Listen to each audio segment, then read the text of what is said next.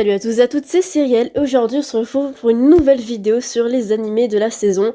Et vu que la dernière fois on a fait le printemps, on fait l'été, même si il est déjà... On n'est plus du tout en été, je suis d'accord que là on est en plein automne.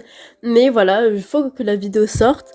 C'est vrai que c'est les seules vidéos que je fais en ce moment, mais c'est parce que j'ai pas le temps d'en faire d'autres. Mais je tenais quand même à faire cette vidéo sur les animés qui sont sortis parce que je les ai regardés et que je dois vous en parler et que j'en ai envie surtout. Donc voilà, je vais pas perdre de temps, on commence immédiatement. Alors en tout premier, je vais vous parler du coup de la fin de la première saison de To Your Eternity, que donc la première partie est sortie du coup pendant le printemps, et là il y a eu à la fin, donc il y a eu pas trop d'épisodes parce que ça finissait en 20 épisodes, donc ça s'est fini le 30 août. Du coup j'ai déjà parlé de To Your Eternity dans la précédente vidéo, mais du coup je comptais quand même en parler parce que du coup il y a eu la fin, et du coup un peu la deuxième partie de la première saison. Et je voulais vraiment en parler parce que je trouvais que c'est vraiment en crescendo, c'est-à-dire que ça devient vraiment de mieux en mieux chaque épisode. Chaque arc est très unique, très important, et j'aime beaucoup personnellement. En tout cas, l'arc qui est sorti là pour cet été était vraiment hyper intéressant et j'ai tout simplement hâte d'avoir la suite parce qu'il y aura une suite l'année prochaine, donc j'ai vraiment hâte.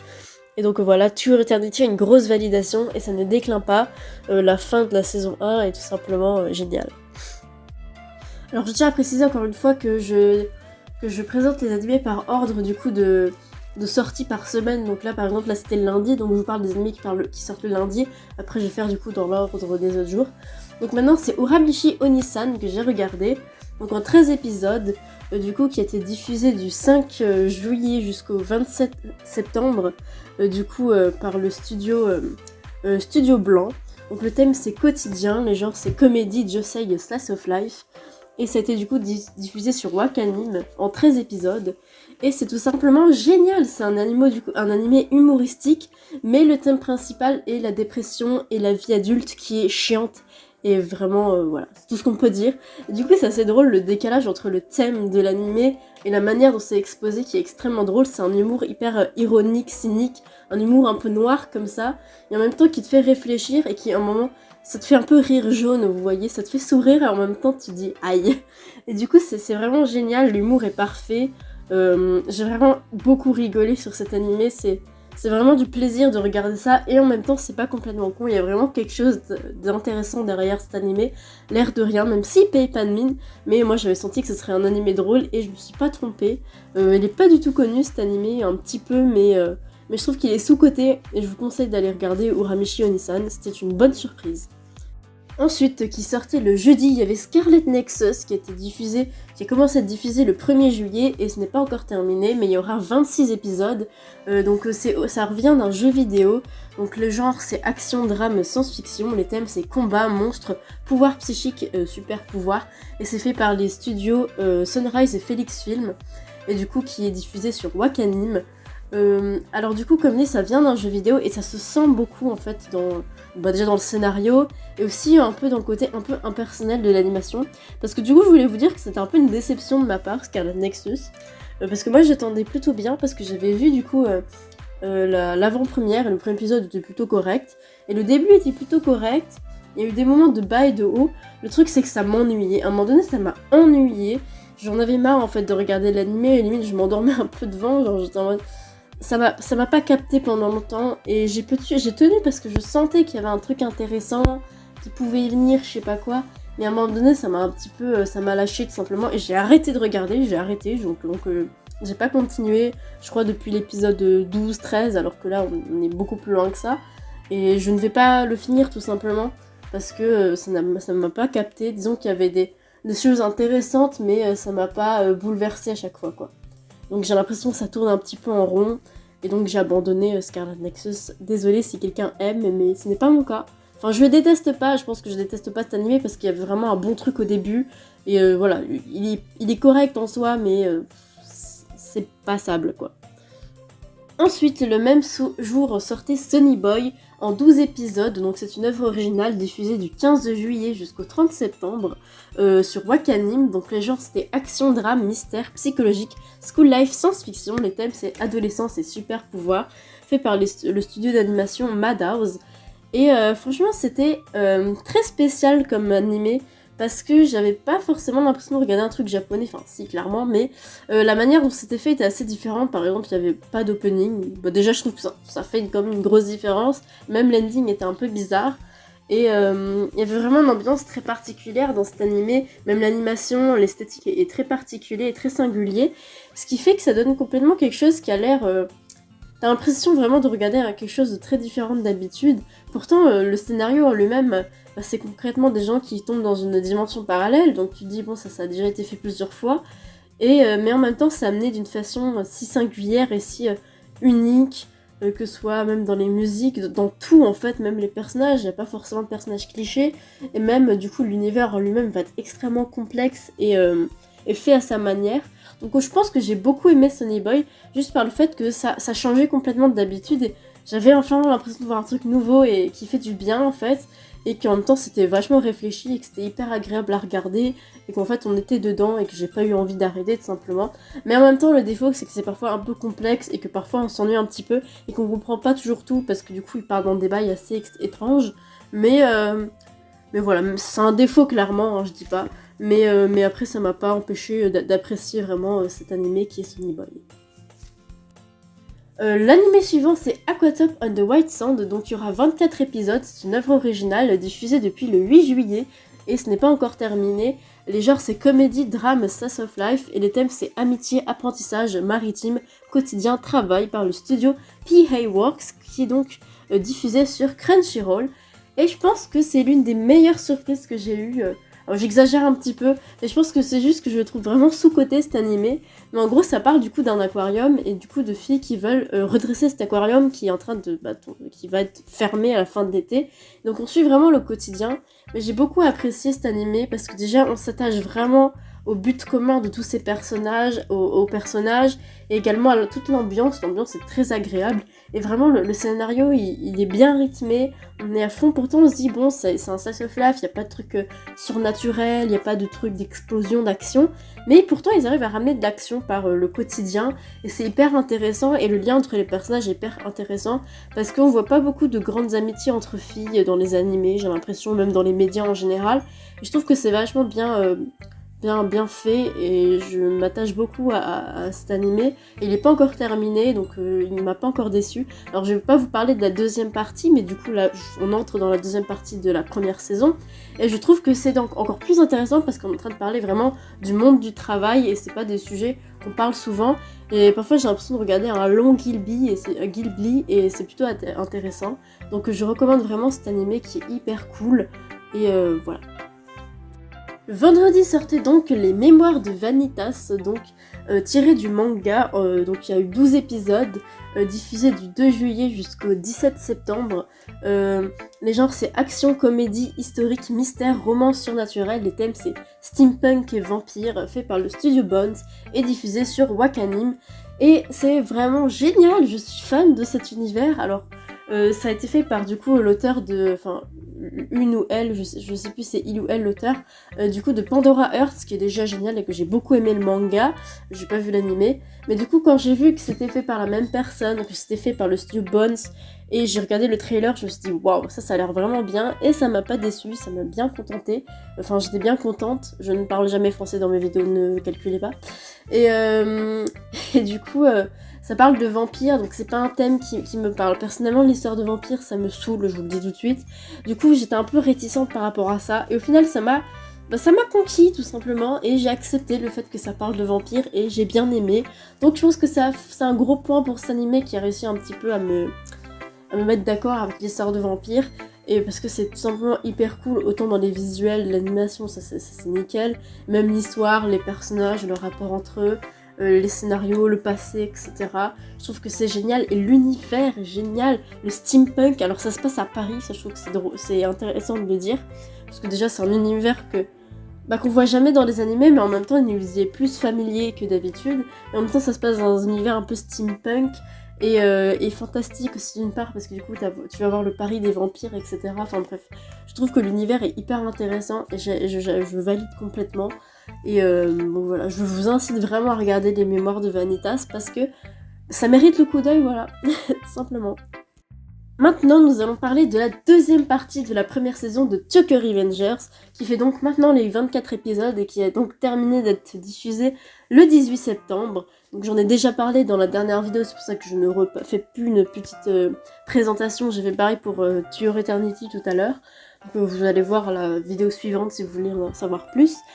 Alors, comment vous dire que je suis maintenant une grosse fan de Tokyo Revengers. Je ne sais plus exactement ce que j'ai dit dans la dernière vidéo, mais sachez que j'aime 10 fois plus ce manga maintenant que la dernière fois que j'en ai parlé, parce que la deuxième partie de la saison 1 est exceptionnelle et qu'elle est mieux que la première, je trouve, et que la fin de la saison 1 est juste folle, genre les derniers épisodes, c'est fou, c'est complètement fou, j'adore. Et que j'ai lu les scans en fait, donc je suis à jour. Je crois que le dernier chapitre est sorti aujourd'hui, faut que je lise pour vous dire à tel point je suis devenue fan de Tokyo Revengers. Donc c'est incroyable, alors, je veux dire, ne passez pas à côté de Tokyo Revengers. Je sais que ça donne pas forcément envie, parce que ça parle de bagarres, de gangs, etc., de voyages temporels. Mais c'est trop cool, je vous jure que en fait, faut pas s'attarder à En fait, la première saison, c'est le haut de l'iceberg de ce qu'il y aura ensuite. Déjà je trouve que la deuxième partie de la saison 1 est encore plus intéressante que la première, mais sachez que ce qui se passe après, donc ce qu'il y aura dans la saison 2, ce sera encore mieux. Donc voilà, ne continuez Tokyo Revengers, vous verrez que c'est bien, et même la saison 1 elle-même est bien, hein, je ne dis pas, c'est juste que par rapport à ce que j'ai dans les scans après, forcément ça fait un sacré comparatif. Mais voilà, donc Tokyo Revengers, une dinguerie, allez regarder ça tout de suite.